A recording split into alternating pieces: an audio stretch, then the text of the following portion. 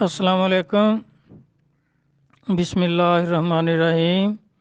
آپ نے سوال پوچھا ہے کہ کیا پیر و مرشد کی تصویر گھر میں خیر و برکت کے لیے لٹکا سکتے ہیں؟ دیکھیں، گھر میں لٹکانا یا دیوار کے ساتھ چپکانا لگانا یہ تو بالکل صحیح نہیں ہے، کیونکہ آدمی جب داخل ہوگا تو منہ اس کی طرف ہوگا، جب نکلے گا تو پشت اس کی طرف ہوگی، اور کبھی آدمی وضو میں ہوتا ہے، کبھی بغیر وضو ہوتا ہے، اور کبھی غسل کی حالت ہوتی ہے۔ تو اس طرح ہر حالت میں آدمی جب تصویر کو دیکھے گا اور اس کے آگے پیچھے تصویر آئے گی تو یہ تو بے ادبی میں شمار ہوگا۔ ویسے خیر و برکت کے لیے آپ گھر میں رکھ سکتے ہیں، اپنی تصویریں بھی رکھ سکتے ہیں۔ جس طرح قائد اعظم کی تصویر ہر کوئی سینے سے لگا کے رکھتا ہے، تو بھائی یہ نہ کوئی کفر ہے، نہ شرک ہے، نہ ہی بدعت ہے۔ تصویر گھر میں رکھنا کوئی گناہ کی بات نہیں، لیکن لٹکانا جو ہے یہ بے ادبی ہوتی ہے۔ اس میں اس طرح اس کو بریف کیس میں رکھیں، جس جگہ بھی محفوظ رکھیں، پھر باوضو ہو کر جب کبھی جی چاہے تو زیارت کر سکتے ہیں۔ تو اس طرح تو ہو سکتا ہے، لیکن اگر اس کو دیوار کے ساتھ لٹکائیں گے تو پھر اس طرح بے ادبی ہوگی، کیونکہ سب بزرگان دین اولیاء کرام متفق ہیں، اور حدیثوں میں بھی ذکر ہے کہ پیر، پیغمبر، کعبہ شریف اور قرآن شریف کو بغیر وضو کے ہاتھ نہیں لگانا چاہیے۔ تو اس طرح پھر اس کو کبھی آپ اتاریں گے صاف کرنے کے لیے، مٹی پڑے گی تو پھر وہ بے ادبی ہوگی، تو اس طرح برکت کی بجائے بے برکتی ہوگی۔ تو کیونکہ یہ قابل احترام ہستیاں ہیں، جیسے یہ بھی اولیاء کرام میں ہے کہ پیر اور پیغمبر کی پینے والی چھوڑی ہوئی چیز، یعنی بقیہ اس کا حصہ جو ہے، اگر تھوڑا سا پی کر وہ بقیہ دے دیتے ہیں کسی کو، تو اس کو بھی کھڑے ہو کر پینا چاہیے، اس کا بھی احترام ہے۔ پھر آب زمزم اور وضو کا بقیہ پانی، اس کو بھی کھڑے ہو کر پینا چاہیے، اس کا احترام ہے، ادب ہے، پھر اس کی برکت ہوتی ہے۔ اور ان چیزوں کو بغیر وضو کے ہاتھ لگانا یا بغیر وضو کے دیکھنا، اگر پیر و مرشد کی تصویر اس طرح لٹکائی ہوئی ہوگی تو وہ پھر بے ادبی میں شمار ہوگی۔ ہم نے اپنے آقا مولا کو دیکھا ہے کہ انہوں نے بھی ہمارے دادا مرشد کی تصویر رکھی ہوئی تھی، اور وہ بریف کیس میں ٹرنک میں رکھی ہوئی تھی، اور اس کے اوپر گلاب تھا۔ آپ فرماتے ہیں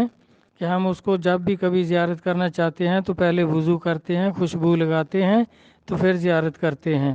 اور پھر اس کو اٹھا کر اگر کوئی خاص دعا ہو تو اس کو اٹھا کر اس کے صدقے میں اللہ تبارک تعالیٰ سے دعا کرتے ہیں، اور وہ منظور ہوتی ہے، اللہ رسول مہربانی فرماتے ہیں۔ اسی طرح ابو الحسن خرقانی کا صلی اللہ علیہ عزیز کا بھی واقعہ ہے کہ انہوں نے بھی اپنا جبہ مبارک محمود غزنوی کو دیا تھا کہ کبھی کوئی مشکل پڑے تو اس کو اٹھا کر اللہ تعالیٰ سے دعا مانگنا، اس کی برکت سے اللہ تبارک تعالیٰ تمہاری دعا قبول کریں گے۔ تو جب سومناتھ کا مندر فتح نہیں ہو رہا تھا تو اس دن محمود نے غسل کیا، پھر وضو کیا، پھر خوشبو لگائی، پھر آپ کا وہ جبہ مبارک بریف کیس سے نکال کر ہاتھوں میں اٹھا کر دعا کی کہ باری تعالیٰ یہ سومناتھ فتح نہیں ہو رہا، کتنا نقصان ہو گیا آدمیوں کا، روزانہ جنگ ہوتی ہے، تو اللہ تبارک تعالیٰ نے فتح عطا فرما دی۔ تو اسی رات خواب میں ابو الحسن خرقانی کا صلی اللہ علیہ عزیز آپ کو ملے تو آپ نے فرمایا تو نے میرے جبے کی قدر کھو دی اللہ کے دربار میں، مانگا کیا؟ صرف سومناتھ کی فتح۔ اگر تو یہ دعا کرتا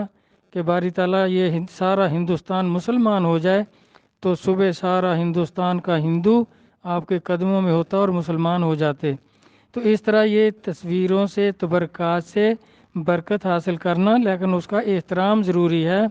کیونکہ سب اولیاء کرام متفق ہیں کہ جس چیز کا ادب احترام نہیں رہے گا تو اس میں پھر خیر و برکت بھی نہیں رہے گی۔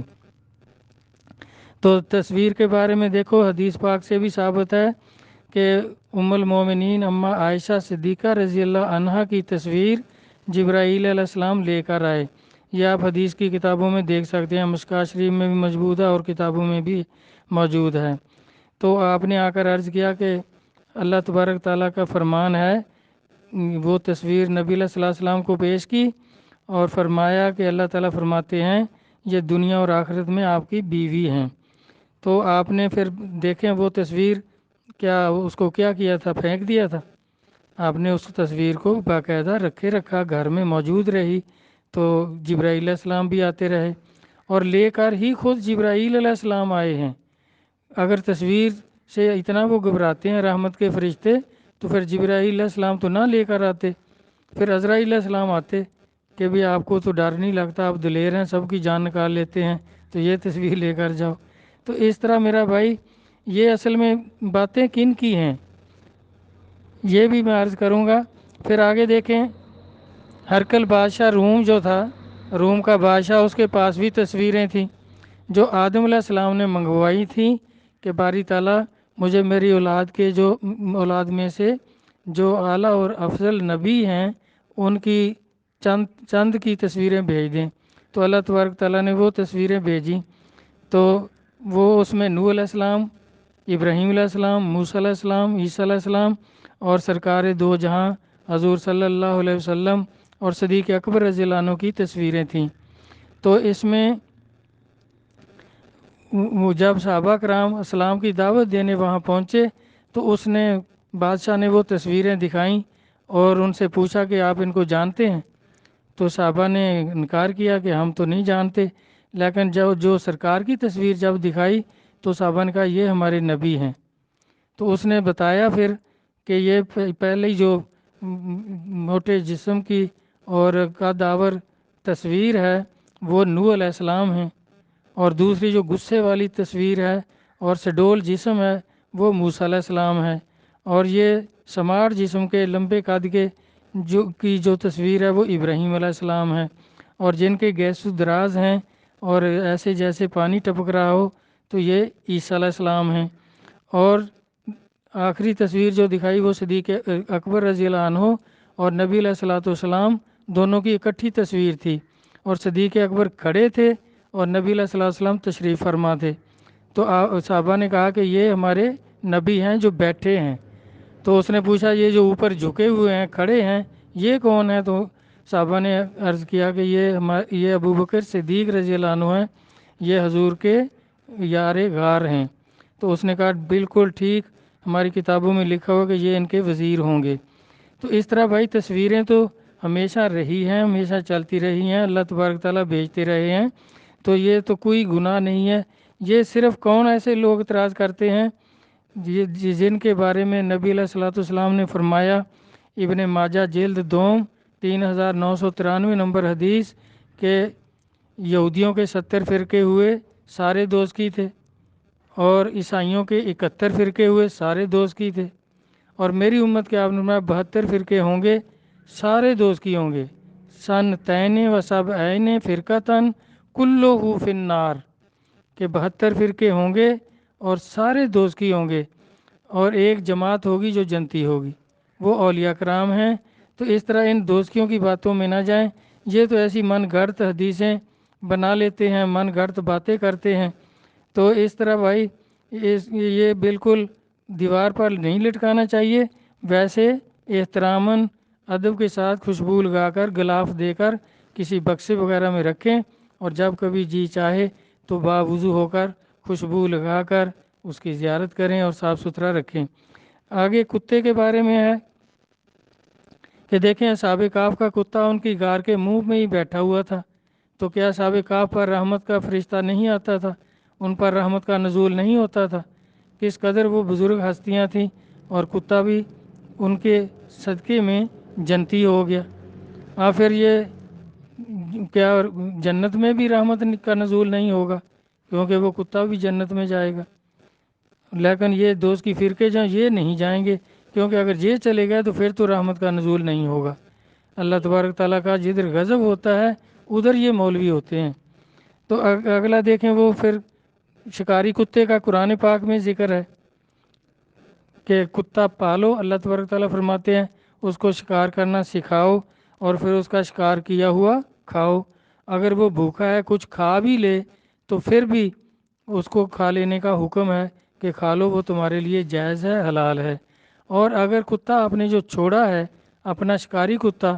اس نے دور جا کر شکار مار لیا ہے، اور جب آپ پہنچے ہیں تو وہاں ایک دوسرا جنگلی کتا بھی ہے، تو پھر اس کو کھانے کا حکم نہیں ہے، کیونکہ ہو سکتا ہے آپ کا شکاری کتا پہنچنے سے پہلے یہ تو آپ نے تکبیر پڑھ کر چھوڑنا ہے، تو دوسرے کتے نے نہ مار لیا ہو، تو پھر وہ نہیں آپ کھا سکتے۔ تو اس طرح میرا بھائی یہ کتا جو ہے یہ تو کوئی ایسی چیز نہیں ہے، اللہ کی مخلوق ہے، ایسے فرشتوں کو کوئی خوف محسوس نہیں ہوتا۔ یہ تو بخاری کی من گھڑت حدیثیں ہیں کہ نبی علیہ الصلوۃ والسلام کی چارپائی کے نیچے کتا بیٹھ گیا تھا تو وہی بند ہو گئی کہ فرشتہ نہیں آیا، وہی نہیں آئی۔ اب میرے بھائی یہ دل کے بارے میں ہے کہ دل میں اگر شیطان بیٹھا ہوا ہے، لالچ کتا جو ہے، لالچی کتا دل کے اندر ہے جن لوگوں کے بھی، ان پر اللہ کی رحمت نہیں ہوتی۔ تو یہ فرشتے جو ہیں ان پر اللہ کی رحمت کا نزول بالکل نہیں ہوتا، کیونکہ اللہ تبارک بلا تفرقوا، فرقے نہ بناؤ، اور نبی اللہ صلی اللہ علیہ وسلم 72 فرقے ہوں گے، دوزکی ہوں گے، تو یہ بالکل غیر المغضوب علیہم ولا الضالین، اور ان لوگوں کے راستے پر نہ چلو جن پر اللہ کا غضب ہوا۔ یہ سب جو ہیں یہ ان غضب والے لوگوں کے بارے میں ہے جو غضب کے راستے پہ چلتے ہیں، ان پر اللہ کی رحمت نہیں ہوتی۔ اور صراط الذین انعمت علیہم کہ ان لوگوں کے راستے پر چلو جن پر میرا انعام ہوا، تو وہ اللہ کے ولی ہیں، اور سب سے پہلا انعام جو ہے وہ نبوت ہے، نبیوں اور ولیوں کے راستے پر چلنے کا حکم ہے، اللہ کی رحمت کا نزول ہوتا رہتا ہے۔ تو یہ جو کہتے ہیں، یہ مولوی کہتے ہیں، یہ جو دوزکی فرقوں کے مولوی ہیں، یہی کہتے ہیں کہ تصویر اور کتا جدھر ہو وہاں رحمت کا فرشتہ نہیں آتا۔ تو یہ کس قرآن کی آیت کا ترجمہ کرتے ہیں؟ کوئی قرآن سے حوالہ دیں تو پھر تو ہم سمجھیں کہ یہ سچ کہہ رہے ہیں۔ قرآن پاک میں تو کتا پالنے کا حکم ہے، شکار سکھانے کا حکم ہے، پھر اس کا کیا ہوا شکار کھانے کا حکم ہے۔ تو میرا بھائی اس طرح پیر اور پیغمبر کی تصویر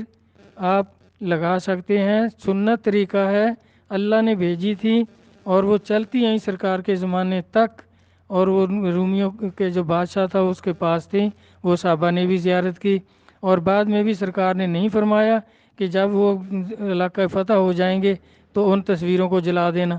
کہیں نہیں فرمایا۔ ان کا اسی طرح احترام کے ساتھ انہوں نے بکسوں میں بند کر کے خوشبو لگا کے رکھی ہوئی تھیں، اور سرکار نے بالکل اس کے بارے میں ایسا نہیں فرمایا کہ وہ غلط کر رہے ہیں یا آپ ان کو جلا دینا۔ اور اسی طرح اماں عائشہ رضی اللہ عنہا کی تصویر بھی سرکار نے محفوظ رکھی، یا کوئی حدیث بتا دیں جس میں ہو کہ سرکار نے اس کو پھینک دیا تھا یا جلا دیا تھا یا کیا کیا تھا اس کا۔